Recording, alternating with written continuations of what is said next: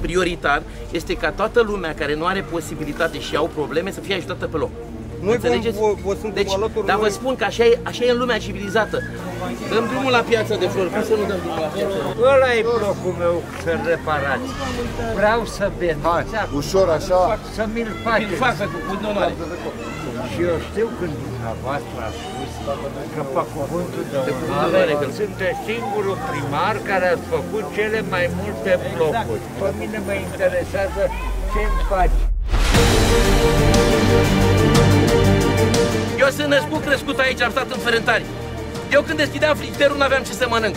Astăzi Dumnezeu m-a ajutat și am tot ce-mi trebuie. Dar nu am uitat de unde am plecat. Întrebați toți cei care au venit la mine și dacă n-am putut social să intervin la primărie, am ajutat personal. Și nu mi-e rușine. Toată lumea vorbește de sectorul 5, parcă ar fi ceva în Patagonia. Și nimeni nu înțelege. Sectorul 5 este familia mea. Am ajutat copii care le-am plătit spitalizarea pentru că erau familii care nu aveau bani și mureau. 5.000 de copii anual au primit premii. Au primit premii de la 300 de euro, nu în bani, până la 5.000 de euro.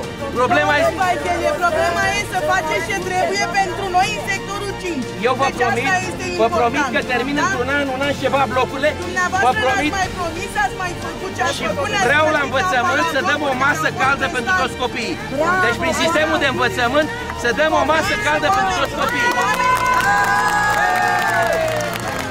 Noi vă dorim succes. Mulțumesc mult, să rămână!